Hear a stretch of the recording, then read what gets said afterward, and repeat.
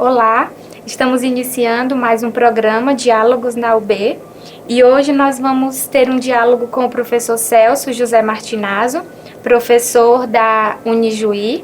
O professor Celso possui graduação em Filosofia, licenciatura em Pedagogia, mestrado em Educação pela Universidade Federal de Santa Maria, doutorado em Educação pela Universidade Federal do Rio Grande do Sul e pós-doutorado em Ciências da Educação pelo Instituto de Educação da Universidade do Minho, em Portugal. O professor Celso é professor do curso de Pedagogia e do programa de mestrado e doutorado em Educação nas Ciências pela Unijuí.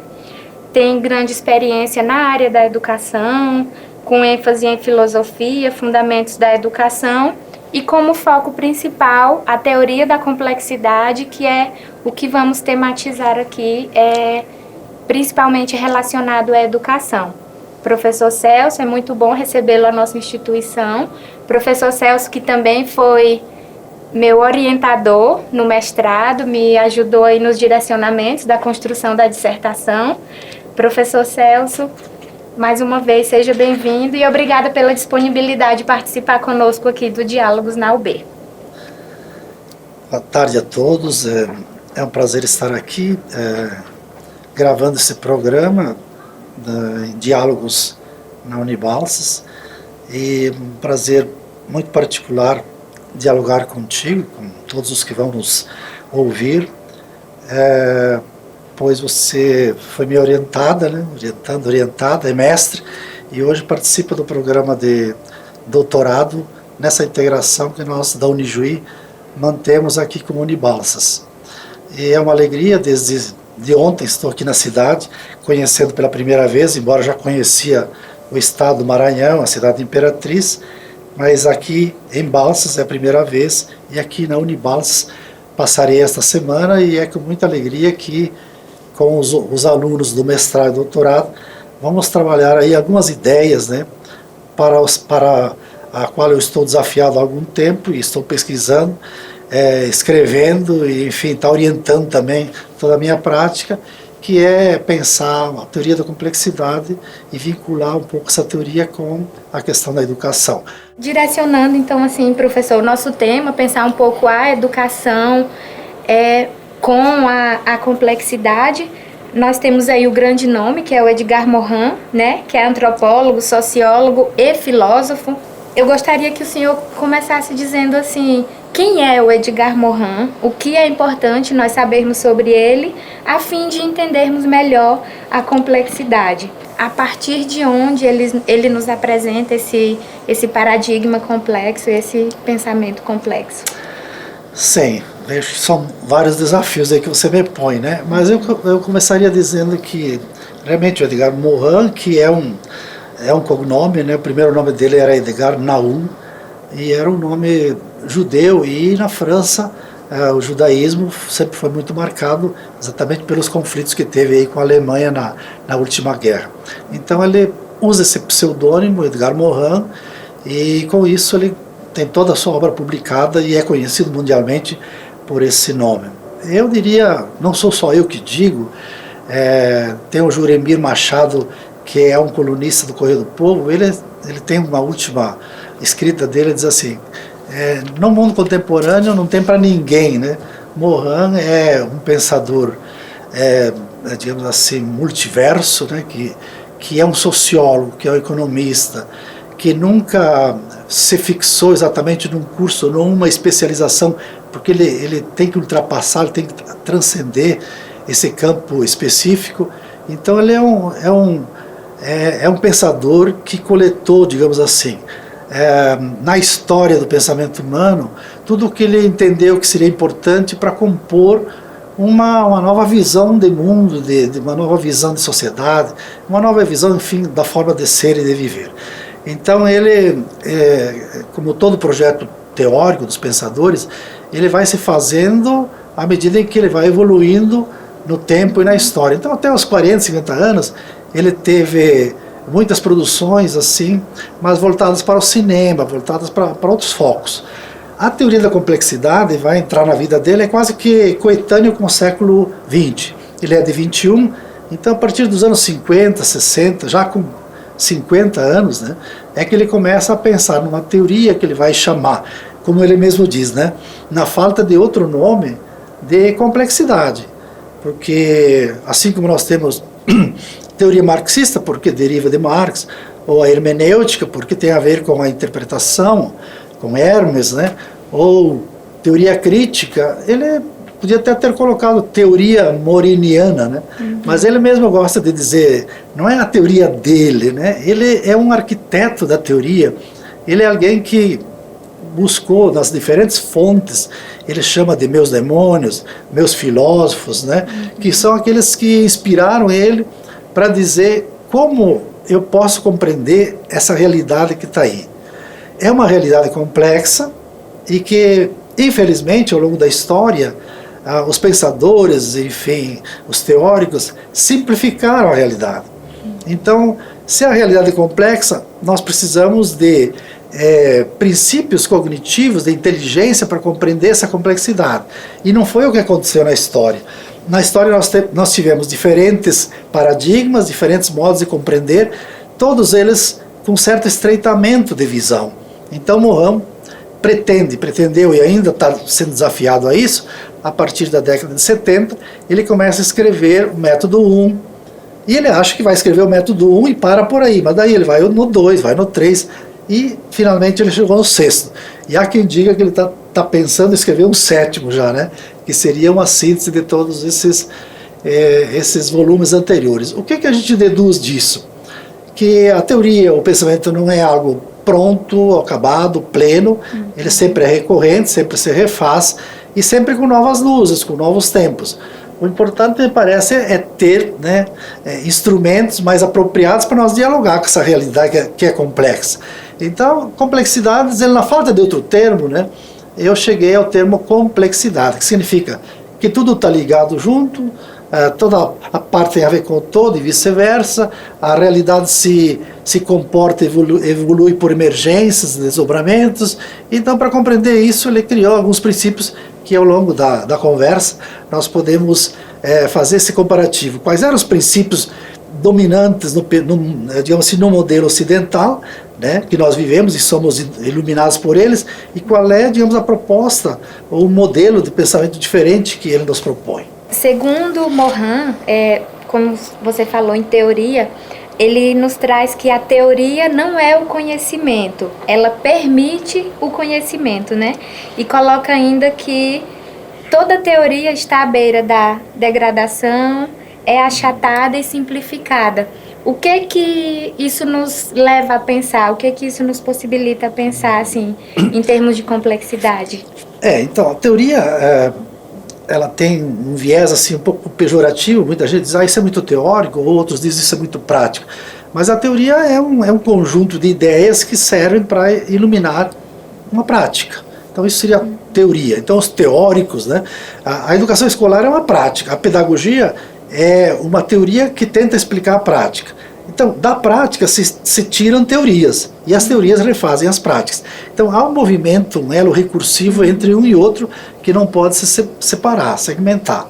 Então, Morin vai criar uma teoria da complexidade e vai ter, digamos assim, a humildade de reconhecer que, apesar de significar alguns avanços para ele e para quem o lê, ele vai entender que é possível que tenha outros caminhos para entender a realidade, que também tem que se respeitar a diversidade, mas que a gente possa se entender, né, nessa diversidade de teorias, sendo que argumentos de um podem ser confrontados com os de outro, e nessa disputa, digamos assim, teórica e prática, a gente possa encontrar melhores caminhos para iluminar o nosso fazer, o nosso dia a dia, a nossa educação e assim por diante. Então ele só vai chegar, digamos, a compor os primeiros princípios da complexidade lá pela volta do ano 1970, 80, quando ele se retira para a Califórnia, nos Estados Unidos, e começa a estudar como é que se comporta a vida, como é que se comporta a natureza, como é que nós pensamos essa natureza. Então, a partir dos princípios da realidade, ou da ontologia, como ela é, Morin tenta criar princípios, né, epistemológicos, que são princípios cognitivos, que são vetores de compreensão para compreender essa realidade.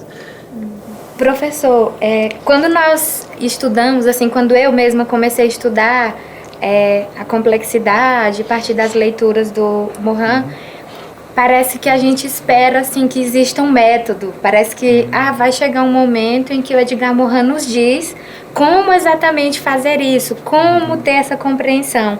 Mas o próprio Edgar Morin nos traz que a complexidade não é um método e que ela não possui um método específico. Então, eu gostaria que você falasse um pouco, então, assim, como que a complexidade nos ajuda a pensar a educação. Trazendo em termos mesmo assim do nosso fazer, que direcionamentos a complexidade nos traz para o nosso fazer docente? Eu acho que tu colocas um nó górdio aí da complexidade, que todo mundo quer saber, bom, você tem um conjunto, né, de ideias que possam explicar a realidade, como é que eu posso operacionalizar isso, quais os passos que eu devo seguir para chegar a essa compreensão. E aí é que está, quer dizer, a complexidade não vai te dar resposta, porque nós, para pensar na complexidade, temos que pensar um pouquinho fora do modelo cientificista moderno. Então, no modelo científico moderno, você tem algumas regras, né, que são de análise, e aí você tem os passos da metodologia científica, que digamos, observar a realidade, fazer experimentação, generalizar, concluir, e aí você tem digamos assim, uma teoria final. Na complexidade, Morin vai dizer, a metodologia é o próprio método, né? Quer dizer, se você compreende como dialogar com essa realidade, você deverá ter também caminhos, possibilidades para dialogar com essa realidade, que ela é multifocal, multidirecional, multireferencial, né? Então eu diria assim que, para facilitar um pouco a compreensão, Morin vai dizer, nós tínhamos um paradigma da simplificação, que é o paradigma moderno, que ele se fundamentou na ideia de vamos separar, de juntar, fazer análise da parte, até chegar lá no finalzinho daquela parte a gente compreende o real. Ou vamos reduzir toda a realidade num todo, ou vamos criar um princípio da identidade, que ou você é isso ou você é aquilo, não pode misturar, não pode ter dúvida com relação ao resultado. E Morin vai desconstruir esses princípios lineares de conhecimento, né? Na complexidade ele vai dizer, não, nós temos um princípio que é o hologramático, né? Que você tem que compreender a parte, você tem que fazer análise específica de um dado, mas também você tem que remeter ao todo, você tem que religar ao todo para ter a compreensão, senão você perde a compreensão do todo, porque a parte tem um significado, o todo tem outro, e na interligação de um com o outro eles têm significados um pouco diferentes. Então veja que isso já eliminou a ideia do holismo, que era uma ideia do todo, já eliminou outros preceitos teóricos anteriores. E ele cria um outro princípio cognitivo, que é a dialogia, que significa que nós temos realidades contraditórias, a realidade se conduz pela contradição, e você não pode dizer ou é isso ou aquilo, ou é ordem ou é desordem. A gente tem ordem e desordem, e nenhuma elimina a outra. Com isso você tem aí um princípio muito importante para compreender a realidade do homem, a realidade da sociedade, a unidade na diversidade e assim por diante. Para compreender isso, a dialogia é fundamental. Tem também a ideia do anel recursivo, que você produz algo aqui que vai rebater lá na frente e retorna para ti. Então eu educo o aluno que me educa, né? Eu falo a linguagem que me fala. A escola educa para a sociedade, que educa para a escola. Esse é um princípio fundamental, que a gente chama anel recursivo ou circular, que serve para compreender e nos afastar daquela ideia linear. Eu faço isso, tem a consequência aquilo. E parece que há essa linearidade que na complexidade não se confirma. Tem outros princípios, né? Morin, ele até brinca, joga um pouco com isso. Em alguns livros ele diz assim, os princípios da complexidade são 10. No entanto, eu vou falar sobre 7, que são os principais. Depois, não, mas se a gente tratar bem esses 3, a gente já compreende. Então, ele mesmo, na complexidade, ele tenta fugir um pouquinho dessa compreensão muito fechada, né? Que a gente quer ter de dizer, não, ou é isso ou aquilo. Não dá para dizer meio termo, né? Na complexidade, o meio termo, ele tem vez. Então, eu acho que isso, né, Camila? Você entendendo que nós vivíamos e vivemos ainda num modelo de pensamento simplificador, que quer simplificar tudo, e que hoje a complexidade, ela não é simples, ela é complexa, sempre foi, e a gente quer simplificar para compreender e a gente acaba não compreendendo. Então é preciso, e aí então acho que vem uma outra questão importante que eu tenho que falar, que talvez você peça depois, mas já me antecipo, que é a questão da reforma do pensamento. Então ele diz assim, não adianta nós pensar hoje a educação e manter de novo o mesmo vício da educação. Quer dizer, ensinar conhecimento, fragmentar o conhecimento, fossilizar o conhecimento, porque o conhecimento é uma parte importante da escola, é a centralidade da escola. Então, para conhecer, para a escola trabalhar o conhecimento, tem que ensinar o aluno a conhecer o que é conhecimento, como nós conhecemos, né, quais as cegueiras do conhecimento, as incertezas do conhecimento. E aí então nós nos questionaríamos, né, sobre as verdades já postas e as possibilidades de construir novas verdades. Então eu acho assim, sair, o que Barbosa diz, sair do império da simplificação, que é onde há uma imposição de princípios simplificadores, para avançar para a república da complexidade. Então a complexidade trabalha uma questão mais democrática, de entendimento, de diálogo, com princípios cognitivos, né, que tentam compreender a complexidade, e eu entendo, do meu ponto de vista, que eles, né, nos aproximam mais da realidade, porque ao olhar a realidade, realmente esses princípios cognitivos me dão uma chave de leitura dessa realidade. E isso para a educação, já levando um pouquinho para a educação, é fundamental, porque a reforma do pensamento deve levar à reforma das instituições, que deve levar à reforma da sociedade e assim por diante. Sem reforma paradigmática da forma de pensar, não terá resultado nós fazermos reformas operacionais, ou digamos assim, programáticas, né? Vamos pegar um exemplo. Houve uma reforma recente de ampliar de 8 para 9 anos o ensino fundamental. E a gente vai perguntar, mudou alguma coisa nas escolas? Continua a mesma coisa, só se redistribuíram os conteúdos e a escola continua a mesma, os alunos os mesmos, e não houve uma reforma radical do pensamento para repensar o próprio processo de educação. Então, é uma reforma programática, mas não é paradigmática. Morin insiste que nós precisamos reformar a nossa forma de pensar a realidade, e aí nós vamos entender que, por esse caminho, nós podemos chegar do disciplinar ao interdisciplinar, ao multi, ao pluri, até o transdisciplinar, porque a realidade toda ela se exerce, né, de uma forma transdisciplinar, e nós precisamos compreendê-la nesse ponto de vista. Bom, alguém diz, mas aí nós vamos compreender a especificidade das coisas. Podemos manter, o Morin não descarta a disciplina, ele apenas acha que não devemos ficar apenas na disciplina, porque a disciplina fragmenta, a disciplina limita, e a transdisciplinaridade vai tentar entender aquilo que vai além do disciplinar. Digamos assim que é como o arco-íris. Você tem, no arco-íris você olha e você vê o amarelo, o verde, você vê uma ou duas cores. Se você separar, analisar o arco-íris, você vai ver 7 cores. Só que as 7 cores separadas não formam arco-íris, né? Quando você junta, você tem um arco-íris. Mais ou menos por aí. As disciplinas são como que cores separadas, notas musicais separadas, mas elas têm um outro significado quando elas formam uma melodia, uma sinfonia, ou quando elas são vistas no seu conjunto como um arco-íris, por exemplo, né? Dentro dessa análise, o Edgar Morin, ele desafia bastante o professor, né? Porque exatamente quando ele traz assim, que não é mudar a metodologia, mudar a estrutura, essa reforma do pensamento que ele tanto fala, ele diz que a figura do professor é determinante para se consolidar um modelo ideal de educação. Ideal, assim, não como um modelo precisa ser exatamente esse, mas assim, o papel do professor dentro desse contexto, o que nós podemos, assim, verificar a partir do diálogo com Edgar Morin. Sim, muito bom. Acho, Camila, é o seguinte, a gente vê aí nas diversas falas, ou tem livros, ou o Mário Sérgio Cortella tem um livro sobre o futuro do professor, alguns falam que ele vai ser descartável, outros falam que ele deve dominar um bom conteúdo para poder transmitir esse conteúdo para o aluno e assim por diante.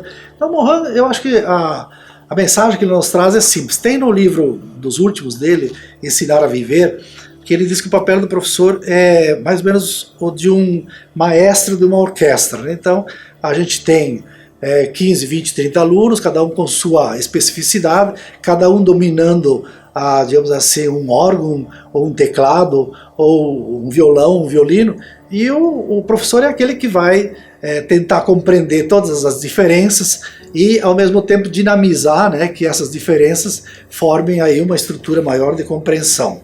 Então, a partir disso, eu acho que também tem uma outra metáfora que ele usa, que praticamente ele usa muito o Rousseau, que é um pedagogo, um pensador moderno, e o Rousseau ele escreve 5 volumes que ele denomina de Emílio, ou da educação, e esses 5 volumes ele diz assim: o meu objetivo com esses volumes é ensinar o meu filho a viver, que é o Emílio.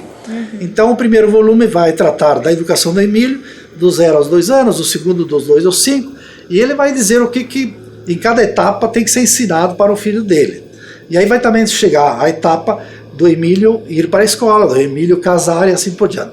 Então o Morin assimila essa ideia do Rousseau e ele diz: é preciso formar um Emílio contemporâneo. Então o que é formar um Emílio contemporâneo? Né? Então aí eu acho que ele tem algumas ideias fundamentais.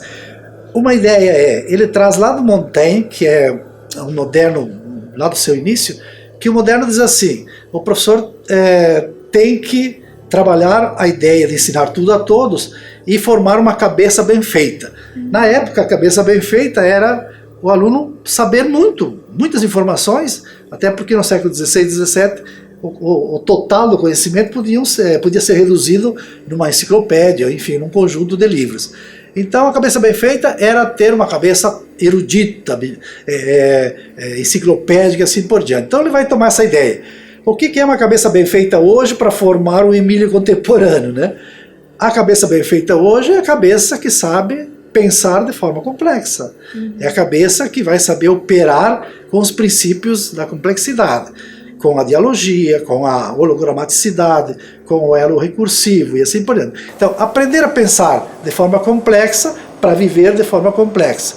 Então, a escola tem que ensinar o aluno a viver dessa forma, quer dizer, ensinando o aluno a compreender o conhecimento, ele vai também se compreender a si mesmo, ao mundo, ao universo que ele vive, e com isso a gente tem aí, digamos assim, os princípios cognitivos, né, que de educar o Emílio na época contemporânea seria ensinar o Emílio a viver nesse mundo complexo com as armas, eu não gosto muito da palavra arma, né, com os instrumentos da teoria da complexidade. Sim, e nessa obra, a cabeça bem feita, né, ele recupera esse conceito: mais vale uma cabeça bem feita que uma cabeça bem cheia. Só para complementar, isso significa o quê? Que hoje a ideia é assim, de estreitar uma formação. Muita gente diz assim: vamos ter que formar profissionalmente alguém para exercer a profissão, ou vamos ter que educar para isso, para aquilo. Quando você faz esse estreitamento, você limita muito a capacidade do aluno se organizar para a vida depois. O Frigoto, eu acho assim, nesse ponto, ele nos dá lições muito importantes, diz ele: todos os que têm uma boa formação básica, aprendem a pensar, sabem dialogar, têm conhecimento de outras línguas, ele obviamente vai encontrar uma profissão logo ali adiante sem problema nenhum. Agora, quem tem uma formação muito estreita para uma profissão, para uma determinada arte ou ofício, acaba tendo problema. Então, a cabeça bem feita, que sabe operar com princípios da complexidade, em princípio deve ensinar o aluno a viver nesse mundo. E o mundo também inclui a profissão, mas não é só isso, né? Nós somos prosa e verso, nós somos trabalho e lazer, então aprender a viver significa aprender a compreender a própria vida nessa planetariedade, né? Muito obrigada, professor. O Diálogos na UB é uma oportunidade de fazer com que essas ideias, tudo que nós discutimos dentro do Minter-Dinter, né, das aulas do mestrado e doutorado, fazer com que essas ideias extrapolem as paredes da universidade. Então, acho que isso vem muito ao encontro da missão da Unibalsas e da Unijuí, fazer com que outras pessoas que não estão cursando mestrado e doutorado de alguma forma façam parte também desse diálogo. Agradeço essa oportunidade, sei que é importante para a Unibalsas, é importante também para a gente, e sempre que tiverem essa iniciativa podem contar com a gente.